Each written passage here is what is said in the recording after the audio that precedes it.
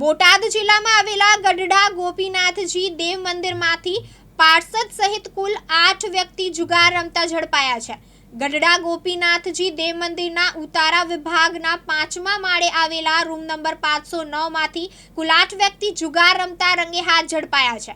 મંદિરમાં રહેતા હરિકૃષ્ણ ગભરુભાઈ વાઘ ઉર્ફે પાર્ષદ હરિકૃષ્ણ ગુરુ છત્રભુજદાસજી સ્વામી દ્વારા બહારથી જુગારીઓને બોલાવી જુગાર રમતા હોવાનું સામે આવ્યું હતું।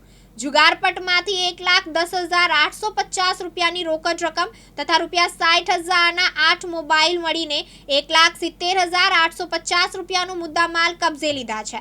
ઝડપાઈ ગયેલા જુગારીઓમાં હરિકૃષ્ણ ગભરુભાઈ વાઘ ઉર્ફે પાર્ષદ હરિકૃષ્ણ ગુરુ સત્ર ભુજ દાગજી સ્વામી, જિગ્નેશભાઈ તળસીભાઈ કાવઠિયા, બચુભાઈ સાવલિયા, લાલજીભાઈ ભગવાનભાઈ વાઘેલા, પરેશ બાલાભાઈ જોગાણી, કેવલભાઈ ગુણવંતભાઈ કાવઠિયા, પંકજભાઈ બાબુભાઈ કાવઠિયા, પૂર્વેશભાઈ બાબુભાઈ જોગાણી સામેલ છે। પોલીસ દ્વારા જુગારીઓને રંગે હાથ ઝડપી ધોરણસર કાયદેસરની કાર્યવાહી હાથ ધરી છે। તમે પાર્ષદ સાહેબ 8 લોકો જુગાર રમતા ઝડપાયા છે, આપને ક્યારે માહિતી મળી અને ખરેખર કેટલું યોગ્ય? बहुत खराब बात है।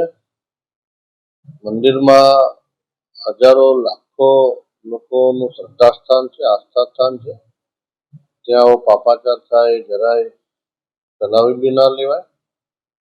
અને મને પોલીસ રેડ પાડી અને લઈ ગયા અને પછી મીડિયામાં એવું ત્યારે ખબર પડી કે આવું એ મંદિરના ઉતારામાં નથી, એનું પોતાનું આવાસ છે, જે એમની સાથે એમના ગુરુ હતા એ ઓફ થઈ ગયા અને મોટી ઉંમરના હતા ને એની સાથે રહેતા હતા।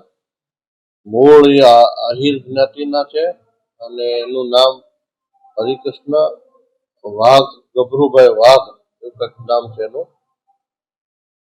પણ એ અમારા મંદિરના સંસ્કાર નથી, મંદિરના પાર્ષદ નથી અને એ જૂના આચાર્ય ગ્રુપના માણસ છે। એસપી સ્વામીના એ ઠેકેદાર છે।